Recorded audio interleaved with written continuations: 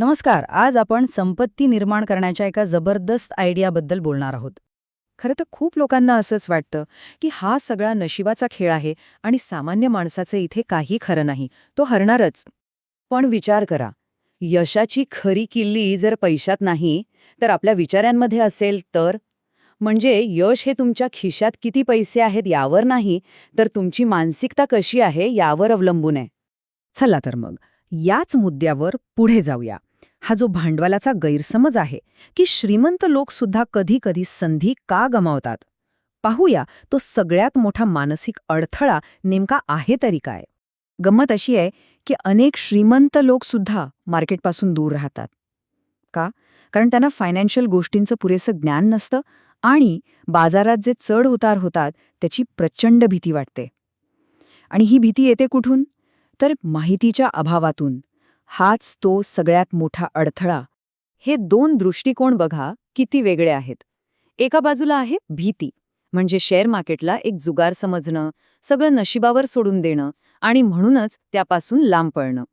आणि दुसऱ्या बाजूला आहे एक योग्य मानसिकता, म्हणजे याला एक बिझनेस पार्टनरशिप म्हणून बघणं, अभ्यास आणि स्ट्रॅटेजी वापरणं आणि याला एक संधी म्हणून पाहणं. किती फरक आहे बघा. म्हणजेच आपल्याला खेळाडू नाही तर भागीदार बनायचं आहे. आणि यासाठी सगळ्यात महत्त्वाचं आहे तो म्हणजे आपल्या दृष्टिकोनातला एक मूलभूत बदल. ही संकल्पना समजून घेऊया. व्यावसायिक मालकीची मानसिकता.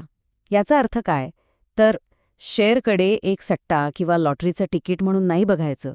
उलट आपण एका चांगल्या व्यवसायात ज्यावर आपला विश्वास आहे त्यात भागीदार होत आहोत असं समजायचं.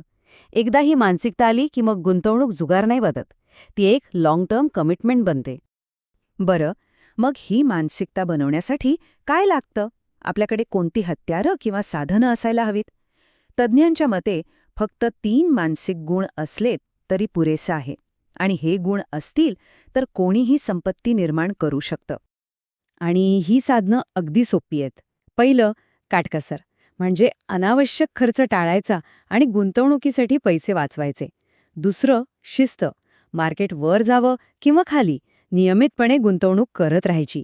आणि तिसरं, सगळ्यात महत्त्वाचं, संयम, म्हणजे लांबचा विचार करायचा आणि छोट्या मोठ्या गोष्टीने घाबरून जायचं नाही. बघा किती सोपं आहे. पण या सगळ्यामध्ये एक गोष्ट आहे जी या काटकसर, शिस्त आणि संयमाला अनेक पटींनी वाढवते. ती आहे आपली सगळ्यात मोठी संपत्ती, आणि ती म्हणजे वेळ. चला तर मग या चक्रवाढ व्याजाची शक्ती काय आहे हे बघूया. हे वाक्य किती महत्वाचं आहे बघा. शेअर मार्केटमध्ये किती पैसे गुंतवता यापेक्षा किती काळ गुंतवून ठेवता हे जास्त महत्वाचं आहे. म्हणजे वेळ, टाईम हाच खरा गेम चेंजर आहे, मोठी रक्कम नाही. हे उदाहरण बघा, म्हणजे लगेच कळेल. इथे 2 गुंतवणूकदार आहेत. एक जण 20 वर्षांसाठी दरमहा फक्त $100 गुंतवतोय आणि दुसरा फक्त 5 वर्षांसाठी दरमहा $500 गुंतवतोय. आता पैसे तर दुसरा जास्त टाकतोय बरोबर, पण जास्त काळ गुंतवणूक केल्यामुळे पहिल्या गुंतवणूकदाराची रक्कम शेवटी खूप जास्त होते. हीच आहे वेळेची ताकद. याचाच अर्थ मानसिकता हीच खरी स्ट्रॅटेजी आहे. हा काही गणिताचा प्रश्न नाहीये, तर हा एक मानसिक खेळ आहे. आणि या खेळात जिंकण्यासाठी आपल्याला जोखमीकडे म्हणजे रिस्ककडे बघण्याचा दृष्टिकोनच बदलावा लागेल. म्हणजे काय?